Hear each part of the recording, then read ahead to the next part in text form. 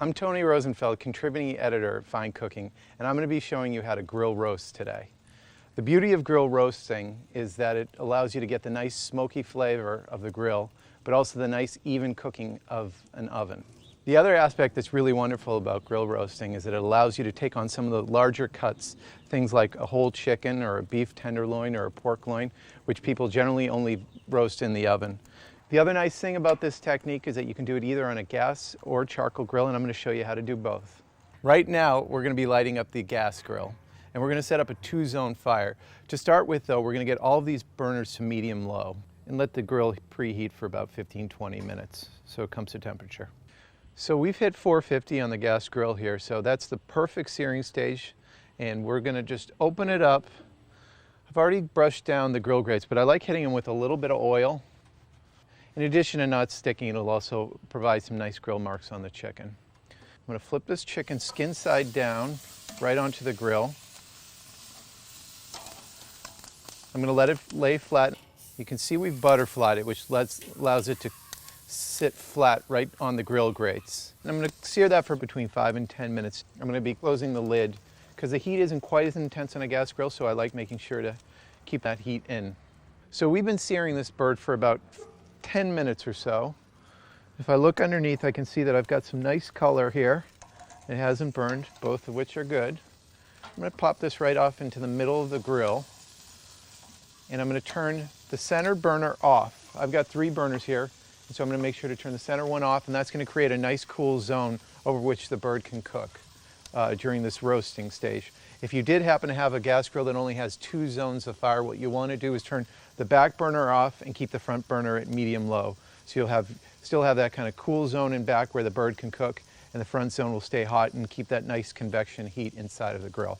I am going to first, before I close up and let it do some roasting, I'm going to want to hit it with the honey glaze. And you can be pretty generous about this because right now it's over this cool zone and it's not really going to be worried about flare-ups or any of that sort of thing. So I'm just going to cover the bird almost completely with this honey glaze. I'm going to cover up the grill, and I'm going to be checking it every 5 minutes or so just to make sure that it's not burning. So you can see right now we're coasting along at about 350, and that's just the perfect roasting temperature. Every 5 minutes or so, I'm going to want to check on this bird and see how it's doing. That gives me a chance to make sure that it's not burning. The other thing, we can keep on hitting it with this glaze. I'm going to look and make sure that the chicken has gotten to about 165 in the breast meat. It's going to take a total of about 25 to 30 minutes during that roasting stage to get it there. You can see that it's kind of becoming mahogany brown, that nice glaze. Without burning, it's got a nice crisp color.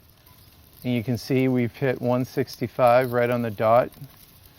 I'll make sure to check one of the legs and make sure that they're somewhere in between 165 and 170, which they are. It just hit 170. So this bird's ready to come off the grill. You'll notice that on the gas grill, these birds they cook really evenly. It's because of the nice even heat. We'll get ready to take that to the table and finish it with the remaining glaze. So right here we have this chimney starter, and I've loaded it up with charcoal briquettes. I like the briquettes because they have a tendency to hold their heat for a little bit longer. As much as I like hardwood charcoal, it has a tendency to cook really hot and then fizzle out. What's nice about this charcoal chimney is that you don't have to use lighter fluid, so you don't impart any kinds of flavors. Once the paper gets lit, you can kind of walk away, and in about 15 minutes, you should have the coals nice and hot. So right now, to create this 2-zone fire, I'm going to want to take most of the charcoal and pour it on one half of the grill. You can have a couple sparse coals on the other side, but the trick really is to have a searing zone and then have a cooler zone as well. And that cool zone is going to be mostly free of any charcoal. These coals are good and hot while they are. I want to make sure to get the grill on there, be able to cook off any debris that's stuck to the grill from my last grilling expedition. I'll also want to get an oven thermometer and take a check of how hot the grill is right now. Make sure that we're right around 450 degrees, which is the perfect searing stage for that chicken. We're at 450. I'm going to grab the chicken and I'm going to put it skin side down on the hot zone of the fire. We're going to hold it here for between 5 and 10 minutes so that we can get some nice grill marks and the skin can start to crisp up. So right now we are starting to get some flare. Some of that fat is cooking right down over the grill. What you can do is just wait for them to kind of cool down a little bit and just move it right to that cool zone and wait till the flare up dies down. Once those cool down, I will take it back. We've been searing this bird for about 10 minutes or so. I can look underneath and see that we've got some nice color, some nice browning without necessarily being burnt. And I think what we're going to want to do now is flip it. You can see this is the hot zone right now. I'm going to move it over to the cool zone where there's just a couple pieces of charcoal, but on the whole, it's relatively cool. Before covering up the grill and doing that roasting stage, I just want to hit it with some of this sweet honey glaze.